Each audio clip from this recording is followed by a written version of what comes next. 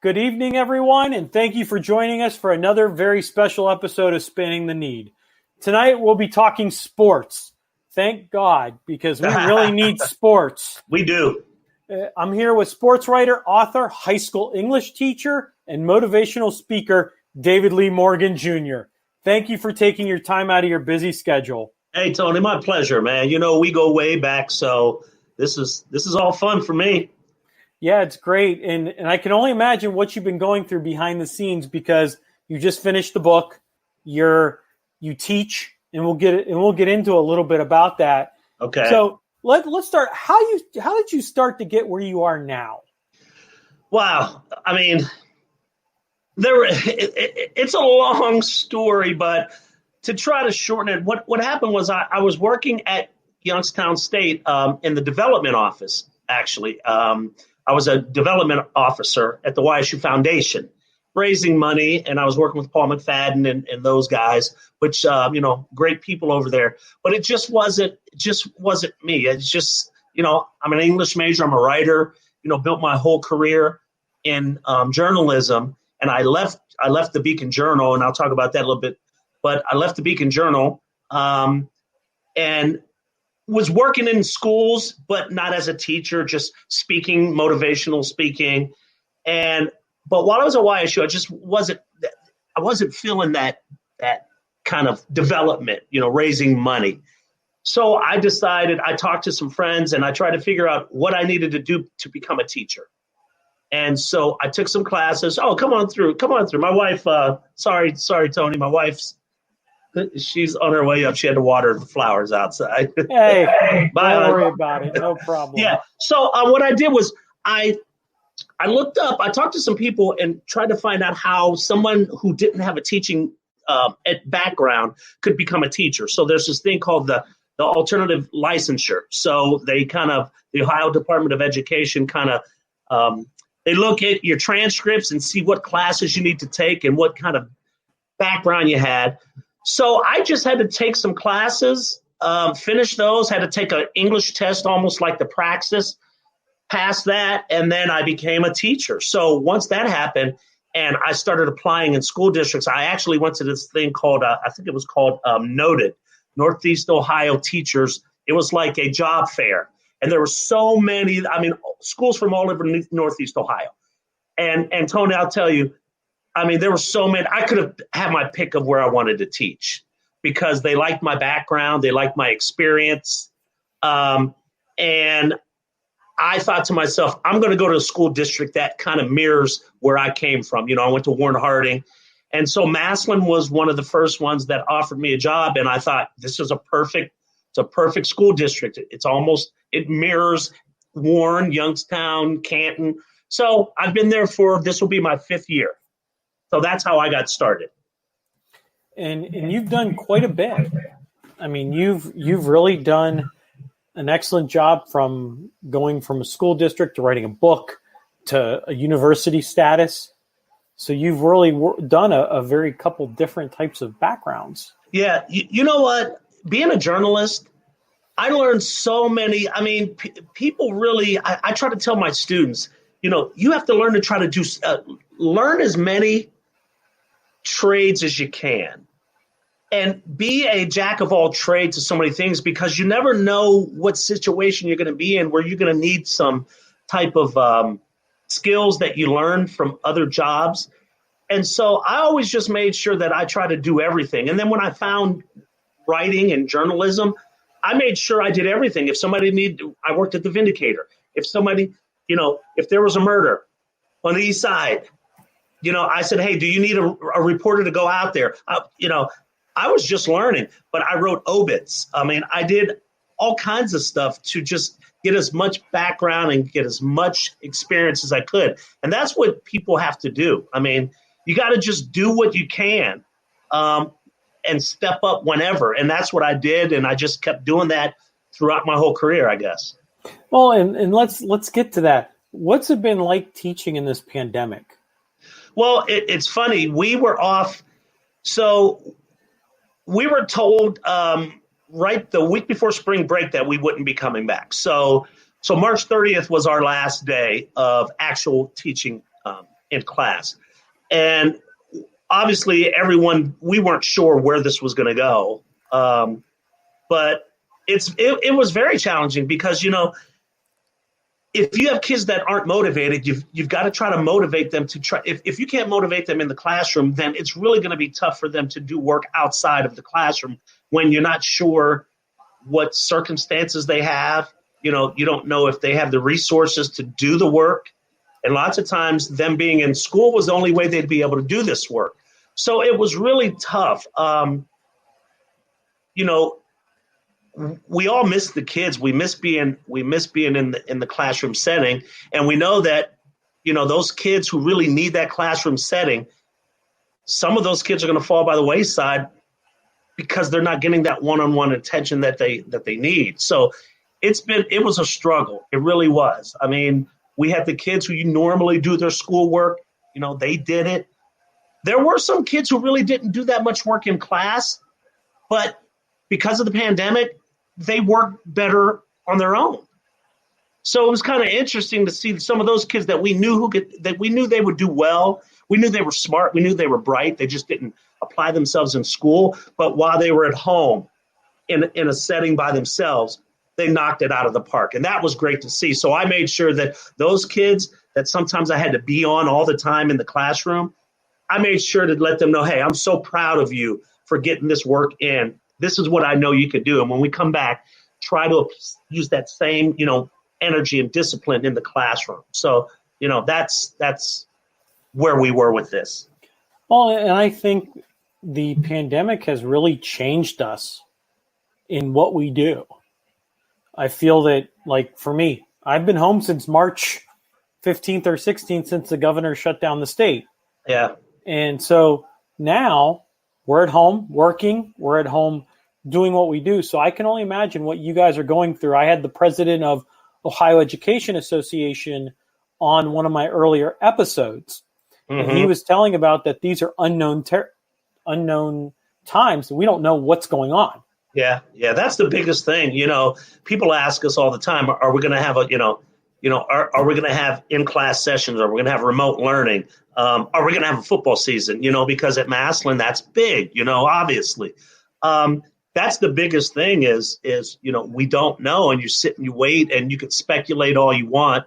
That doesn't do anybody any good because, until we get an official word from the governor or from our superintendent, and then you have to look at the whole landscape of what's going on. School districts are making their own decisions, so you can't just go by one school district. However one school district is handling things, it might be completely different than how Massillon handles it. So that's tough, especially for my fellow colleagues who are trying to get lesson plans together and trying to get things ready for this school year, not knowing whether we're going to need things online, if we're going to be teaching, if we're going to have to send things out to kids to like Google Docs and things like that. And then it goes back to some kids don't have resources, access to that. So you can't punish them because they don't have the resources, the access to that. So it's everybody's in the same situation. I'm 54. I've never experienced this. This is the craziest time I've ever remembered. And I'm talking about education, the racial climate, so many things. I've never felt this much anxiety in my entire life. And I think that some of it's stress. You're in your house, you can't do much. So I think with all these amenities from the racial charges that's going on in the world, you've got school, teaching, work, family. Yeah. I think it's hitting everyone, and we're putting on the edge of a cliff. Yeah. And the mental state is not good either. Yeah. Talking with a couple other teachers that, like, the school districts and other students are trying to figure out what to do for fall. Yeah. And, we're waiting to hear, and I don't really know. I don't know. I'm not getting the information like our superintendent and other people are. But it just seems like we don't have the leadership that we need that's guiding us and telling us, hey, this is what you have to do. Put this in place. We don't know. So we just have to rely on our, the people we're supposed to lead, like our superintendent, Paul Salvino, who's a great guy. He's a Massillon guy.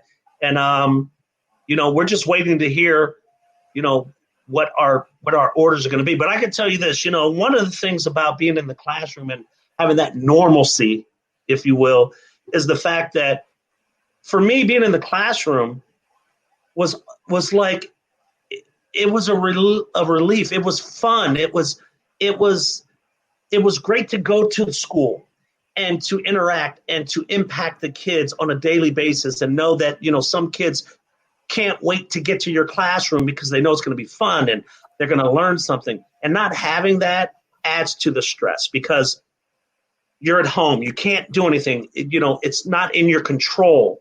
Those are the things that make it so stressful, is because you have no control other than staying home and staying safe and wearing a mask. You really don't have any control. And that's what makes everything so anxious. Well, and I think that brings up a great point, is that you have, or a lot of people have, a lot of time on your hands, but you really don't. Yeah. The one thing that I'm kind of disappointed in with all the time that I've had is I should have been working out more. And I know a lot of people, us. Yes. But I don't even want to say the plus side, or something that I used to my advantage throughout all of this was I was able to finish my newest book. And I don't think hitting the deadline that I had to hit, which was, I think it was June 1st, that might have been tough to do had we still been in school and me still teaching and grading and all of those things. It would have been tough to meet that deadline. So this the situation, the crisis we're in, it allowed me to kind of focus and discipline myself more on writing and getting the book done. So that was a positive, I guess you could say. It's not a good word for it, but that was something that, helped me. Well, and let's talk about this. So how did you come to the realization, and what inspired you to really write this book? I know you're from Massillon. You're out there teaching now. So what was your inspiration? I went to Warren Harding. I know you went to Harding, but right now you're at Massillon. I know that. Yeah, right.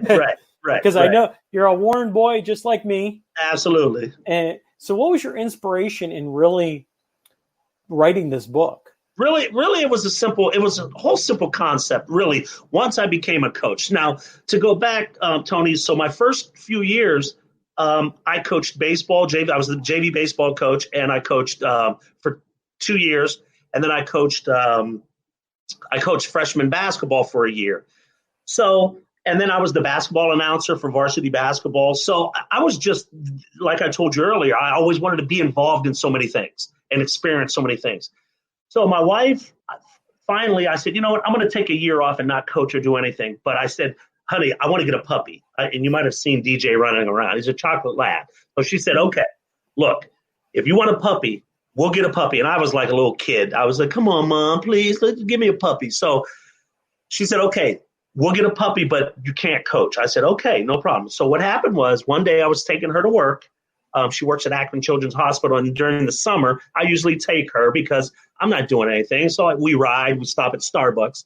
So I'm at Starbucks, and my phone, I just happened to look at my phone, and it says Coach Moore. So, and that's the head coach, Nate Moore. So I said, oh, hon, I think I butt dialed Coach Moore. So I called him back and said, hey, Coach Moore, sorry, I butt dialed you. He said, no, I called you. I said, oh. I said, what's going on? He said, how would you like to be the running backs coach this year? I was like, what? You mean varsity? Like at Massillon? He said, yeah. So what happened was the running backs coach went to John Carroll. He got a grad assistant job at John Carroll, like the day before our first scrimmage against Avon. So they needed somebody right away. And I had coached before. I had all the coaching credentials, had all of that. So I said, okay, let me talk to Jill, my wife. My wife wasn't happy at first because I had said I'm going to take a year off. But I thought, here's a great opportunity to coach at one of the most storied football programs in the country, high school. I'm going to be the running backs coach. I mean, that's a sexy coaching position, the running backs coach at Massillon. So my wife thought about it, and she said, okay, I support you. So once that happened, my first thought was it's going to be one and done because they go 24/7 at Massillon, 365, and I couldn't do that again.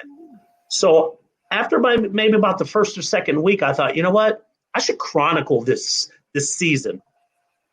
And from a perspective of a coach, a coach's perspective, who was an outsider, but now is part of the Massillon family, and who is from Warren, a town that loathed Massillon in athletics. And a very historical football program. And you know what? And this is what, I didn't know this until I started doing research is besides McKinley, Warren Harding is the second longest rivalry with Massillon.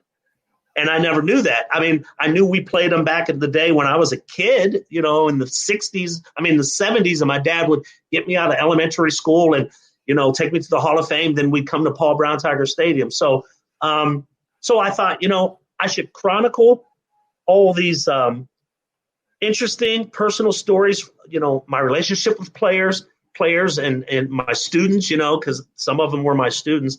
And then that's how it kind of all evolved. And then Coach Moore was great about it because when I mentioned it to him about maybe the second week, I said, hey, Coach Moore, I'm thinking about writing a book about this experience. And I was worried what he would say. And he was like, no, I think it's a great idea.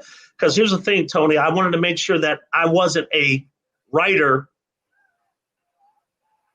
posing as a running backs coach.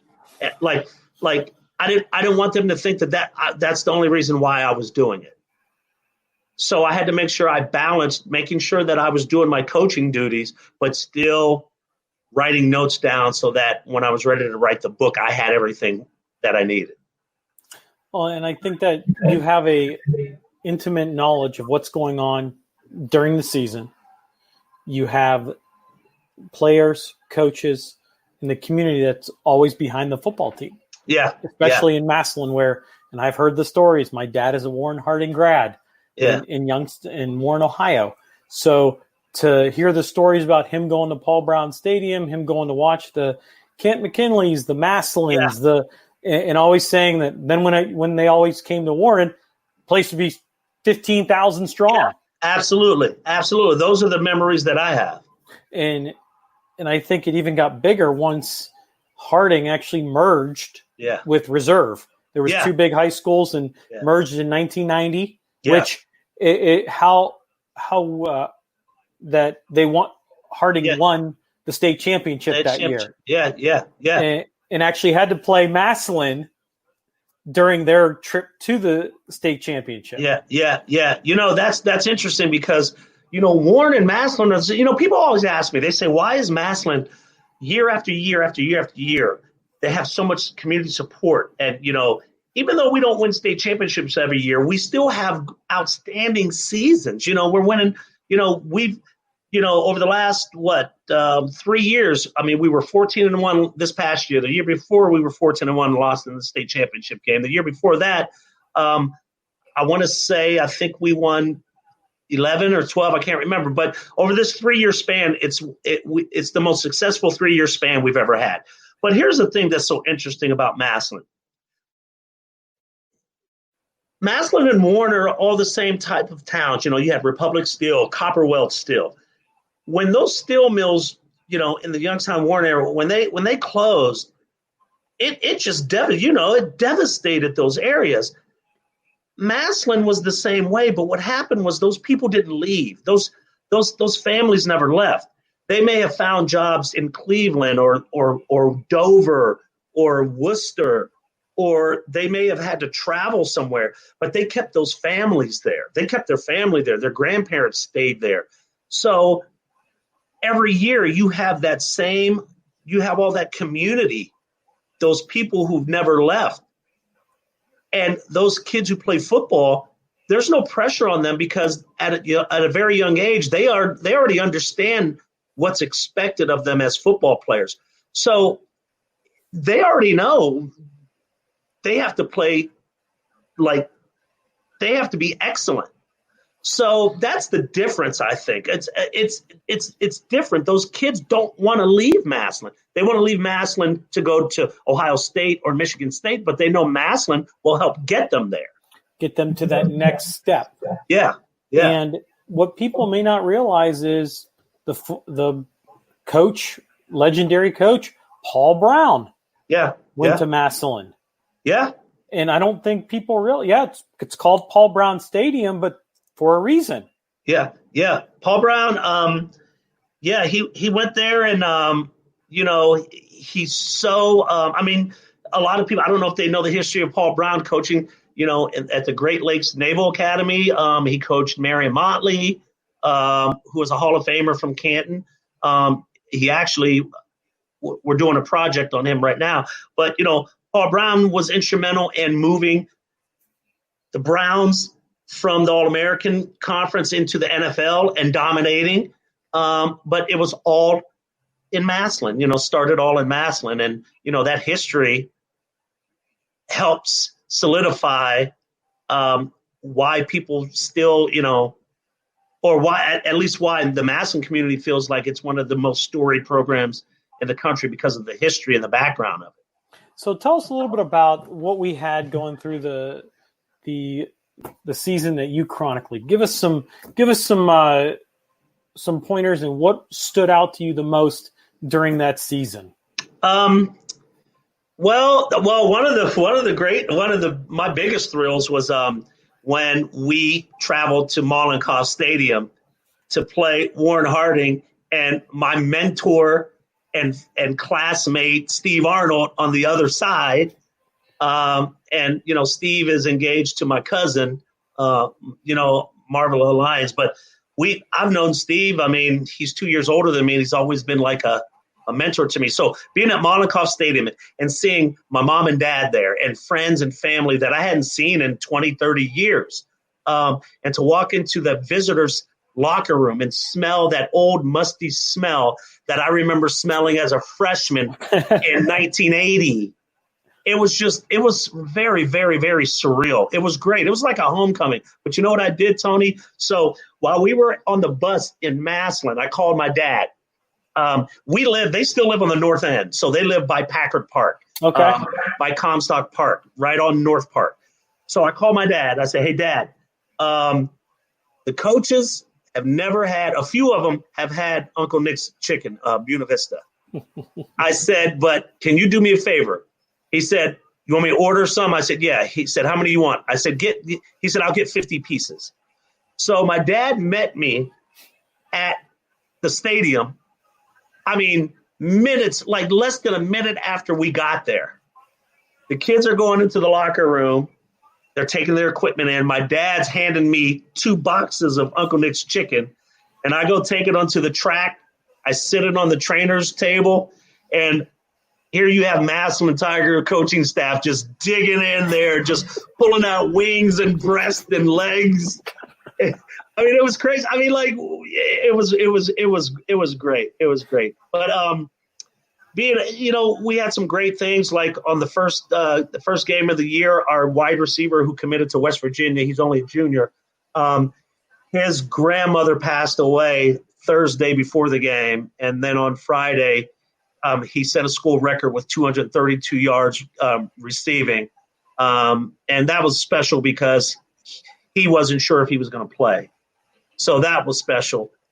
Being part of the Canton, the Massillon McKinley game was something I've never experienced. It's one of the best experience I've ever had. Just the pregame breakfast all the way through the game and winning that game at Tom Benson Hall of Fame Stadium and being inside the locker room and seeing what it's like to defeat Canton McKinley and to be able to say, the rest of my life, the one time I played them, we defeated Canton McKinley. So you retired. Hall of Fame Stadium. You debut and retirement in the same week. Oh yeah. Well, we still had our five games to go. for the playoffs. But yeah, just there were so many different stories, and it's all in the book. But it was just a great experience to be able to see what it was like, just 15 weeks, what it was like to be part of the lore of Massillon Tiger football. Well, and I think it kind of culminates what you've done in the past with other books. And I know Steve Arnold. I know Coach Steve Arnold very well from basketball as a referee. Right. And I've had a lot of coaches on that they've reminisced that they love yelling at me. It's nothing new. And I've known Steve when he goes from the basketball to the football. And he's a great coach, a good mentor for the kids. And he does his business on the field. Right. Yeah. Steve is all about Warren and the community and the kids, because his mom and dad were the same way. His dad, his parents and my parents, they all went to school together, and they taught us all about respecting people and working hard and playing sports and getting knocked in your ass, but getting back up and just battling and fighting and education. I mean, that was the most important thing. My dad went to Miami University, of Ohio, played baseball there, but then went to the service, but played baseball in the service. But a very smart guy. My mom went to DePaul in Chicago. My sister, she has her master's in classical piano at Howard. She went to Capital. I mean, just education was so important. And those people like Steve's parents and him and my parents, that's what helped shape a lot of us while we were in Warren, and wanting us to give back and wanting us to, be the best that we could be, and then carry on what we were taught to other people. And I think with your background, as you wrote for certain newspapers, and you met a sixth grader at the time. Yeah. I think everyone knows the name. LeBron James, I think his name was. I think everyone knows him as the King. The King, yeah. You actually wrote his first biography. Yeah, this is back in the day. Yeah, this is it right here, LeBron James. This is all beat up because I use it to I actually use some of it in class, because we talk about some of the things that LeBron went through, and we have discussions in class. But what's interesting? You see this book right here? Also in Chinese. Huh. And I can guarantee you it's probably a big seller over there too. Well, it was. What happened was, this was a great story. So, my publisher called me one day and he said, "Hey, David, got some great news for you." I said, "What?" He said, "There was a publisher who was in Houston at the Houston airport doing a book on Yao Ming when he played for the Houston Rockets. So they were at the Houston airport and saw my book. And because basketball was becoming big in China because of the Olympics and Yao Ming, basketball was really big. And I think the NBA at one point was talking about having an office there or something like that. So he said, "Hey, this publisher wants to print our book in Chinese." And I said, "Oh my God, this is going to be great. I mean, there's a billion Chinese. I'm going to be a billionaire." He said, "Well, slow down." He said, "It's not going to work that way because China doesn't follow Western copyright laws, and we wouldn't be able to get." So they gave us a lump sum, but just to have that book in Chinese is great. But yeah, I met LeBron in sixth grade when him and little Drew and Shion and not Romeo, but Willie McGee, they all played AAU together, and they would do travel tournaments, and they would win. And then in the summer, Coach Drew would say, "Hey, David, can you guys put a little brief in the paper?" And so that just happened, sixth grade, seventh grade, eighth grade. So in Orlando, in their eighth grade year, they played in a tournament in Orlando. There were 10,000 kids there, and they ended up losing by 2 points in the state championship game. In the national championship game. So after that, they tried, they didn't want to break up. So they all decided to go to St. B so they could all play together. And what's interesting is that team that they lost to in eighth grade, they were from Southern California. Almost all of those kids were the same kids who they played their senior year at UCLA that I covered. It was Mater Dei. And it was those same kids that they lost to. They played them again, LeBron's senior year on ESPN, and Bill Walton did the game, and Dick Vitale, and I covered that game. I went out to L.A. It was the same weekend of the Browns when they lost to the Steelers, and it was the same weekend of the Ohio State National Championship game against Miami.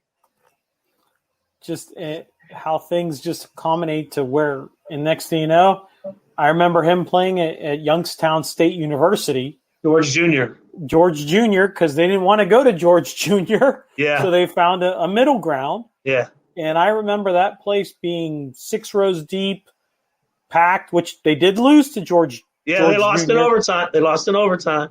Because they actually had a very good kid on their team too at that time. The name escapes me because he actually went up against LeBron, and those two went out. I think LeBron pulled 30 that night. Yeah. I remember that kid. He was I forget his name, but he was tough. I remember that. I remember they lost in overtime, and it was funny because it was the first game that they played after LeBron was on the cover of Sports Illustrated. It was the very first game because it was in February, and the article came out, like a week before. Yeah, and it was just an amazing game. I mean, just you're watching this 18-year-old just flying above with talent. Yeah, I think he was said that was his junior year, so he wasn't even 18 then. No, 17, 18. 17. They all look when they're playing like that, they look like they're 18 or 21 years old. Yeah. And so that comes out that now you're going to write this book. So how did that all coincide and just kind of putting out the book and really You mean the LeBron book? Yeah. Yeah, well, actually, it all. First, I want to say hello to Angel Bennett, really good friend of. Well, I taught her son in class. I want to say hello to her. But no. So how that that idea came up was when he was on the cover of Sports Illustrated. It was a madhouse that morning, or that afternoon at practice at St. V. There were live trucks outside, like from Channel 5 and Channel 3 and Channel 8. And there were men and just everybody lined up around the school with copies of Sports Illustrated. And it was the most surreal thing I'd ever seen. And Drew wasn't happy. He was like, this is crazy. And so I thought, you know what? I should chronicle this because this is probably something that'll never happen again. So I went to a friend of mine, a colleague, Terry Pluto.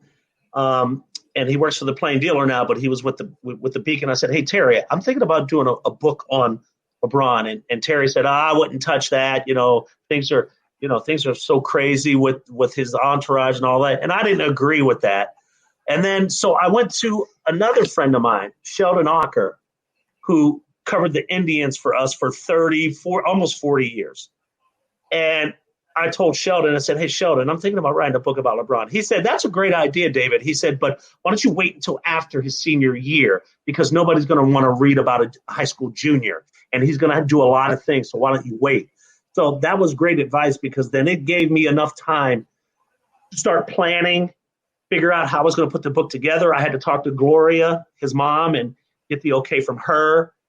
And, when I went to her, she said, okay, let me talk to Bron and let me see.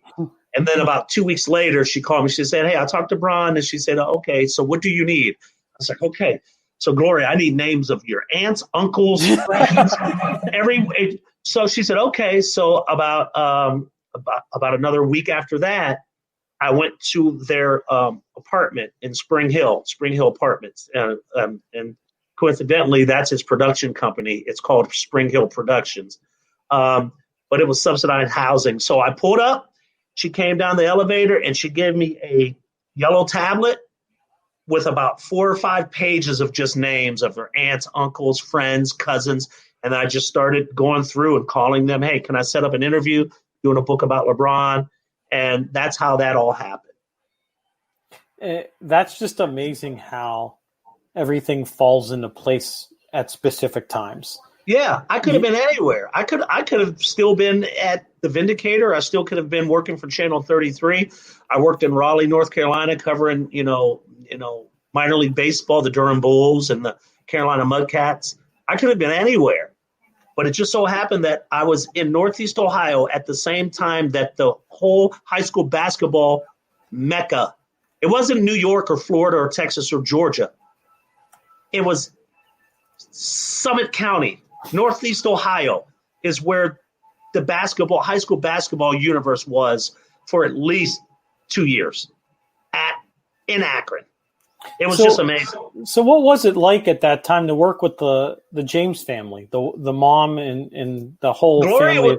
Gloria was great. Gloria was the type of lady, if she liked you, she loved you. But if she didn't trust you, then you better get out of her way. But they were great. I mean, LeBron was, so many people. I used to do so many national shows. John Thompson. I mean, what's his name? Mitch Albom. I would do all these shows, and people would want to talk about how he's this snotty, bratty kid, and he wasn't. He wasn't like that at all. He grew up as a single child. His mom had him when she was 16. They barely had places to live while he was growing up. So he was thankful for everything he had, but he always wanted a brotherhood. He always wanted friends. And I wrote a piece in the Vindy about it. He took a squad with Eric Snow, and nothing against Eric Snow, and Boobie Gibson, and these guys to the NBA championship. But it was because he made those guys feel like they were just as good as him, like he did that at St. V. He made Drew feel that Drew was just as good as him. He made Shion feel that he was just as good as LeBron. He did that everywhere, or at least he did it in Cleveland and he did it in Miami. And so, but he definitely did it in Cleveland, carrying all those guys, certain degree mediocre players, to another level. And so that's what people never really got to see, like I got to see it. And I think that's just a great story about someone that from Northeast Ohio. He's now in LA. He's one of the best NBA players ever to play the game.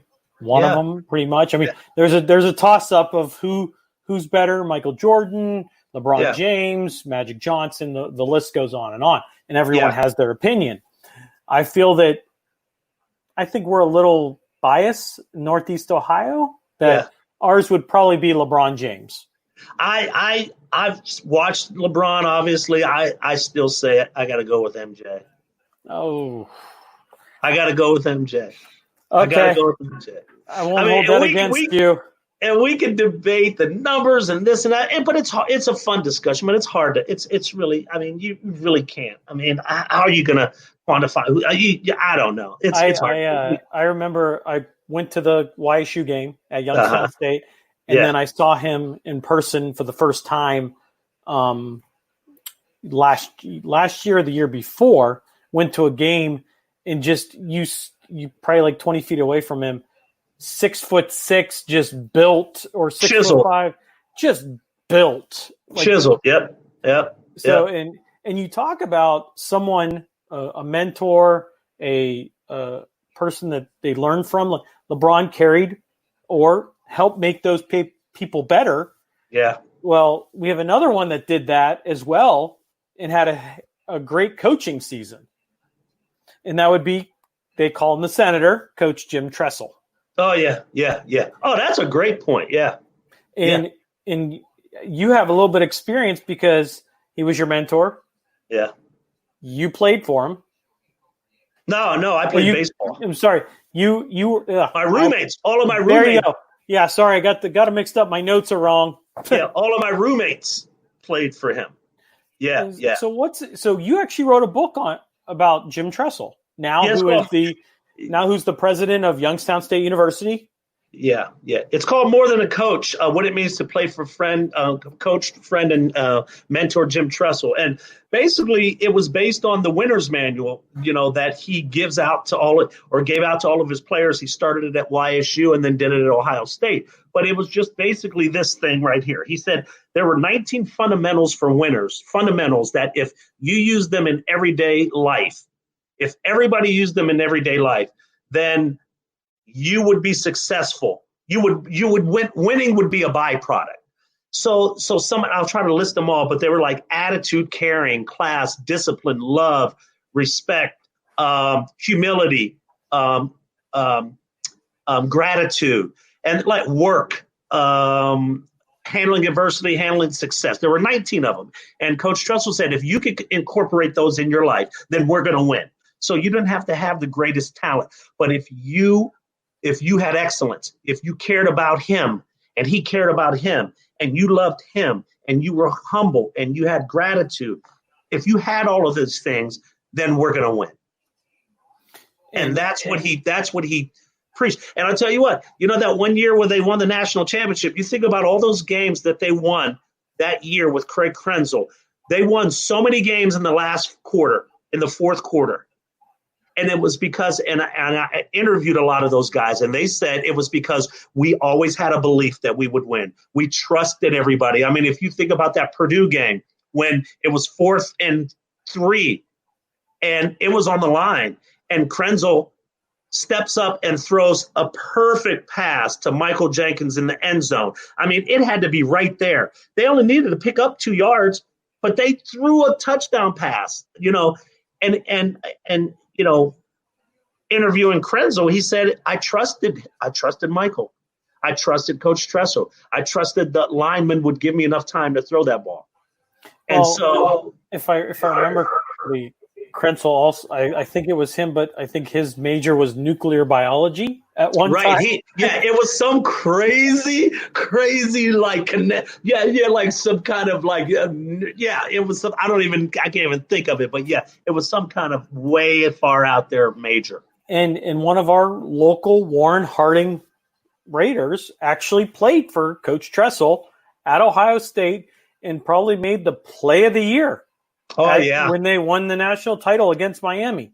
Yeah. And that was probably one of he's a freshman. Where do you get to think to strip the ball from the guy who just picked up a turnover? Right. And if you know what, and it was so big because it was Sean, what's his name? Passed away. He was murdered. I forget his name. Sean, I can't remember his name, but Krenzel threw an interception in the end zone. Mm-hmm. I think Ohio State was like at their own 9 or 10, and he tried to kind of throw a bullet, into traffic, and it was intercepted. Sean Taylor, and it was intercepted, and he, so that could have been a big swing right there because they were going to go on to score. Instead, Maurice Claret runs him down and strips the ball, and Ohio State gets the ball back, and I think they scored on that. They scored on that drive. So that changed everything around. So what was it like to work with Jim Tressel? Coach Tressel is just an amazing guy because, he's so down to earth, but he was so analytical about everything, but not in a bad way. Like, if you had an idea, like when I had project ideas, he loved them. He wanted to see exactly step by step what I had. What are you trying to do? Don't give me all of this other stuff. Give me A, B, C, and D. And that's how he coached. And that's how he, it's always those just real simple, but perfect it. Perfect it. If you don't make anything, very complicated, just do what you're doing and be perfect at it. And so, but he's a funny guy. I mean, and, I just talked to him last week. I talk to him all the time, whether it's a text or a Zoom on a project that I'm working on that I need some help with. Just a easy guy, you see him on TV and stuff like that, and you think that if you're real and, and you're from the Valley, he's loyal with that, but just a great guy. I love talking to him. Love the fact and feel blessed that I had the opportunity to know him since the 80s, and up till now. I mean, just a great guy. What's that book look like? You mean the newest book or? Oh, no, the Jim Tressel one. So we can show everyone Hey, if you want to read That's the about it, only Greg. one. That's the only one I don't have. Here, let me show you the ones I have. I have more. I have LeBron James, the Chinese version. I have another book called High School Heroes, Stories of Inspiration, Dedication, and Hope. This is a great book. This is a book. It's a compilation of articles, columns that I wrote in the Beacon Journal that won awards that were based on kids overcoming odds in high school. So these were the actual stories that ran in the Beacon. And then obviously we've got the Kelly the Ghost Pavlik, A Ring for the King, Shaq, King James, Shaq, and the Quest for an NBA Championship. And 8 years later, yeah, Game Changers. There's Trust right there. The greatest game or the greatest plays in Ohio State football history. And the only one I don't have, I usually give books away, and I didn't order any more of those. But we'll make sure that we get them out to whomever. yeah, and we'll be giving away some books here later tonight and tomorrow. We're gonna gather all the names together. Me and Dave will come up with a live sometime in the next couple days and put all those names in a hat, and we'll pick who will get what book. Yeah, and I'll sign up for them and send them out. Yeah, we'll do the Massillon Tigers 15 for 15. We'll do the LeBron James, and we'll do the Jim Tressel book, and we'll make sure. And if Dave wants to give any more away, we'll be happy to do it. So yeah, sounds good. You've done a lot with sports. You've done a lot with the athletes that have been around Northeast Ohio, players, coaches. I commend you for doing what you do. Thank you, Tony. I appreciate it. It's all like if you love what you do, lots of times it doesn't feel like it's work because you just really, really enjoy it. And then because of that, you just want to be the best at what you're doing because you love it so much. And I loved sports. I didn't know I loved to write. Until later, I was always a good writer, but didn't know that that's something I wanted to do until I got into college and realized, hey, I can put this writing thing and sports together and have a great career. And this was before, the internet and before all of that. And then the internet came along, but it was still a great career, journalism. And it still is. We definitely need it. I mean, it's the fourth estate. We need it now more than ever. Journalism, strong journalism. But at the point that I was doing it, the internet wasn't the thing, so it was newspapers and, you could go anywhere in the country and cover, like when I worked at the Beacon Journal, we were part of Knight Ridder, and Knight Ridder had papers all over the country, like the Miami Herald, Philadelphia Inquirer, so many others that I can't remember. So in the basement of the Beacon, there were always openings if you wanted to apply for a job in sports at the Philadelphia Inquirer, it was right there. Mm-hmm. Or if you wanted to go to the Miami Herald, it was right there. Now it's completely different, obviously. And that's just really great to know of what you've done, what you're doing with the kids as a teacher. I commend you for that. I've taught before in college and in high school, and it's just to see those kids go from a 6th, 7th, 8th to graduating and then seeing where they go 20 years later.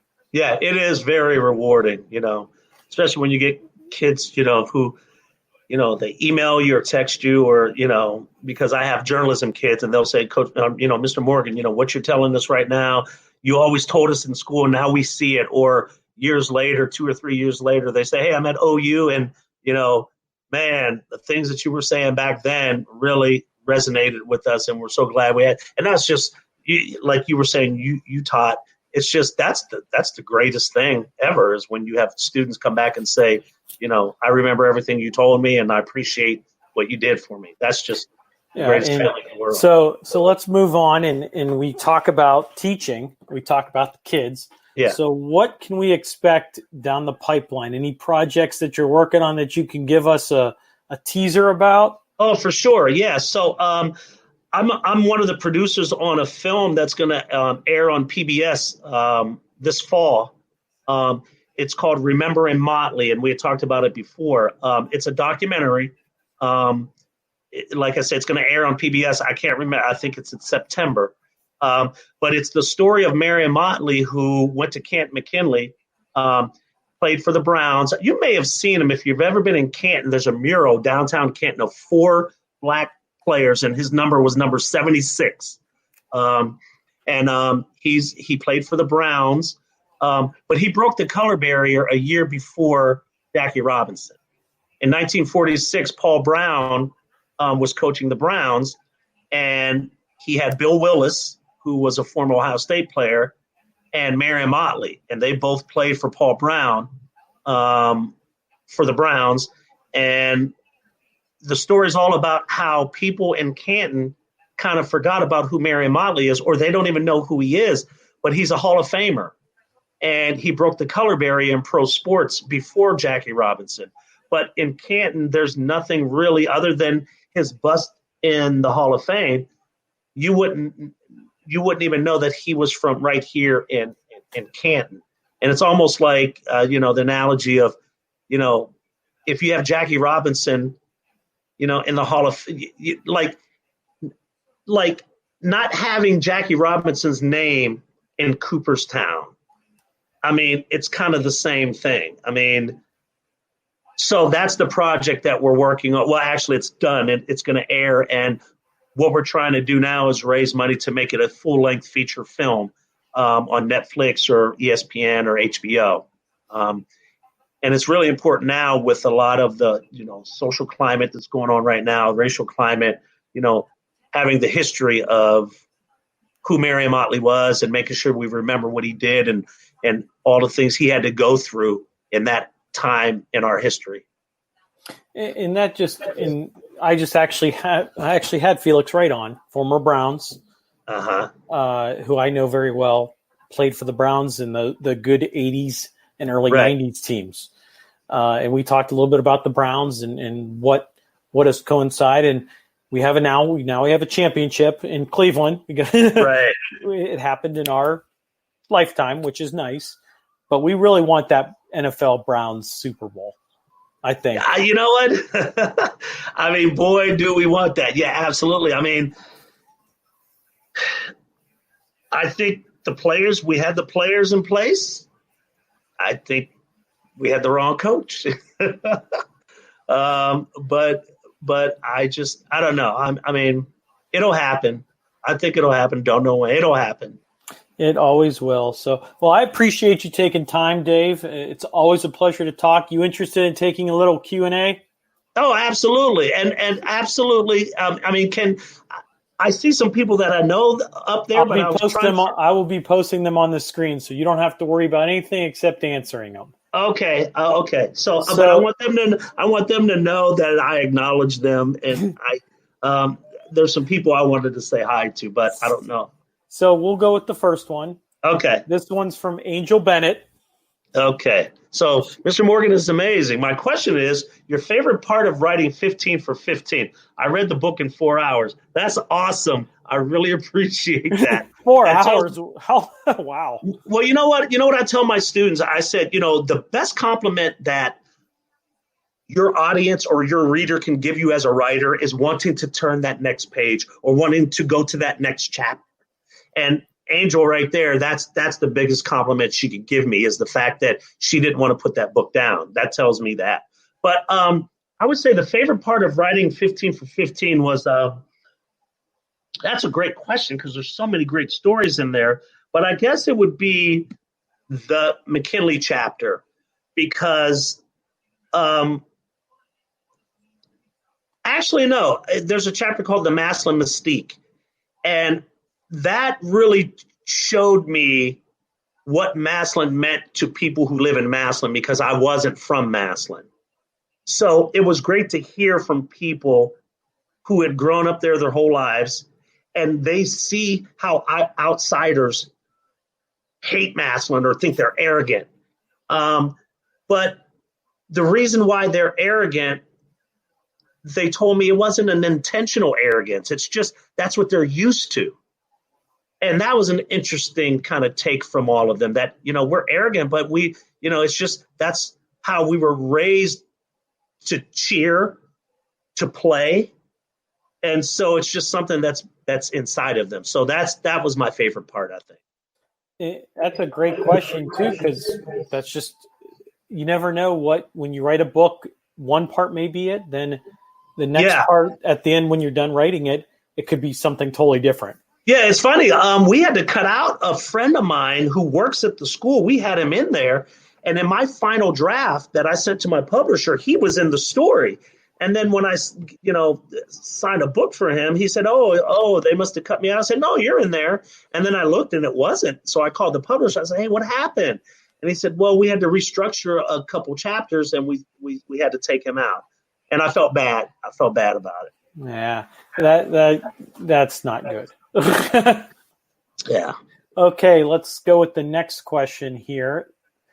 So I don't know, this person may know you, but this is kind of a fun one from the past. Yeah. So question is from Ricky. When playing softball in the past, did you play in jeans? I should probably say jean shorts. Yeah. Ricky, I saw this earlier and I'm like, Ricky, I'm coming after you, bro. I mean, I can't remember, but I can tell you what, I bet you any money, my jean pockets were full of dirt from picking up all those short hops in second. But yeah, Ricky played first base. He was awesome. He was an awesome guy. We had a good time. Yeah, that's kind of just like a funny question that people would do to you live. Yeah. I saw that earlier. But yeah, and you knew it was coming. Yeah. Well, he messaged that to me when he saw that I was going to be on. Nice. Okay, let's see. We got another one. This question is from Scott. Let me get ready to put it up.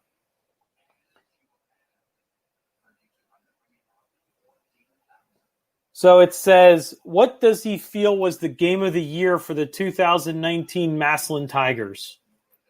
I think the game of the year was the Hoban game because we had lost to them the year before in the state championship game, and we started out really slow. And then we battled back, and we were gaining momentum, and we were down 6 with about 8 minutes to go in the game, and it was 4th and 2. And we had battled back. I think we were down maybe 27. And we battled back to cut it to 6. And we had 4th and 2. Hoban called a timeout to punt. They came back out, and we knew they were going to run a fake, and they did, and they got it, and they ended up scoring, and that was the game. So we knew our run for a state championship this year, we were going to have to play Hoban again, and we played them at Infocision Stadium, and it was a great defensive battle. I mean, nobody scored in the second half. It was 17-14 at halftime, and that's how it ended. And we stopped them on a 4th down with less than 2 minutes to go, and they could have won the game, and we stopped them. We sacked them on 4th down. That was the greatest game. That was the best game because after that game, we didn't have a letdown. We had to play Avon the next week in the state semifinal. So, and we handled them really well. So I think that was our best game because, we felt like we needed to get revenge, even though we weren't looking for revenge. We just knew the year before we didn't play well. Yeah, and I remember, I would say years ago that I remember listening to the game Massillon and Harding where it came down to the wire when I was like 15 years old at Harding. Yeah. So, okay, let's see. The next question is from Tim. Let's see. He says, what is your best memory of LeBron James? That's a great question. I can tell you this. There's so many, but this was an interesting story. So LeBron's junior year, after they beat Poland in the semifinal game, they were going to play Cincinnati Roger Bacon. And basically LeBron, during the press conference, LeBron said something like, he guaranteed that they were going to beat Roger Bacon. So obviously they lost that game. That was the only game that they they lost. That was the only year they didn't win the state championship. So in the press room, I remember the last final seconds, LeBron, Roger Bacon went ahead. So LeBron came down. Everybody thought he was going to take the last shot. He brings it up, 20 seconds, 10. He passes it off to Chad Mraz on the wing. Chad puts up a shot, misses it, they lose. In the press conference, I knew exactly what the first question was going to be, and I knew exactly how LeBron was going to answer it. Why did you not take the next shot? I knew somebody was going to ask that question. Now, having known LeBron since sixth grade, I knew somebody was going to ask that question, and I knew what his answer was going to be. He said Chad had the better shot. Chad was open. That was the better shot. And so afterwards, I'll never forget this, and this is the story I was going to say. So I remember LeBron. So after the game, Drew is crying. Romeo, they're all bawling. LeBron was the only one who went along Roger Bacon's bench, shook everybody's hand, went to the coach, shook his hand. And when we got in the press conference, somebody said, so LeBron, what are you going to do? He said, I'm going to take a couple weeks off, and then I'm going to get in the weight room, and I'm going to work as hard as I ever did so that I never have this feeling again. So let me tell you, between his junior and senior year, I remember going down to St. V and seeing LeBron in June, July, August in the weight room. And he looked like a man. He grew about another 2 inches, but he looked like an NBA player. And I think that was the difference of how they just ran through teams his senior year. And it was because of that instance. I mean, he hated that loss, and he said he was going to make sure that he never felt that again. That's something that you work hard on the off season to get where you are during the season. Yeah. He was a completely different person. I mean, muscle, strong, and they were beating teams that senior year, 100 to 58, 88 to 32. I mean, it was just incredible. So the last question is from Rick, and it's pretty easy, and I'll put it up here shortly. But I appreciate you taking time, Dave. It was always a great my time. Pleasure. Good to see you. My pleasure. Same here. I can't believe it's an hour. I could obviously you could tell I could talk all day. So here's the last question. It comes from Rick, and we also had someone else that mentioned it too. So the question is where can I get all your books? Where can I buy your books, Dave? Tell us where we get them. Okay, so the Massillon 15 for 15, I'll tell you this right now. If you want it right away, you could go to 15 for 15. So it's 15 and then the word for 15 FOR 15book.com. 15 for 15book.com. Now that's from our publisher. If you go there, you'll get it right away. The actual official national global release on Amazon and Barnes & Noble, like if you go to Amazon, you can still order it, but it won't be released till September 8th. So if you want it right away, go to 15for15book.com. After September 8th, you could go to there, or you could go to Amazon or Barnes & Noble or any book, any website that sells books, you'll see it there. You could get all of the other books on Amazon as well. There are some bookstores that still have it, but, I hate that we don't have bookstores anymore. I used to love to go to Borders.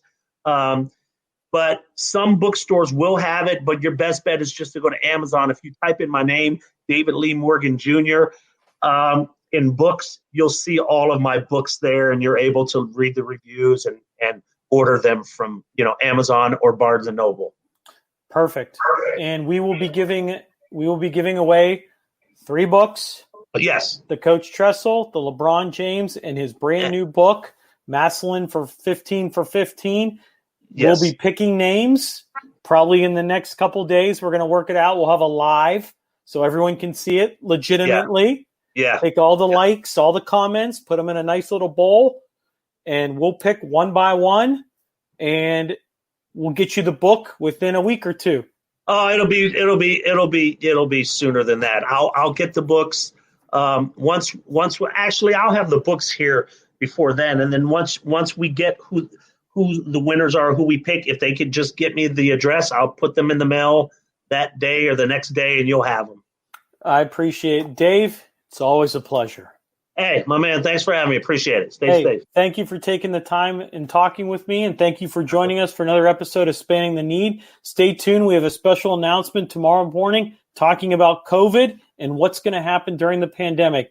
Be safe and have a blessed day.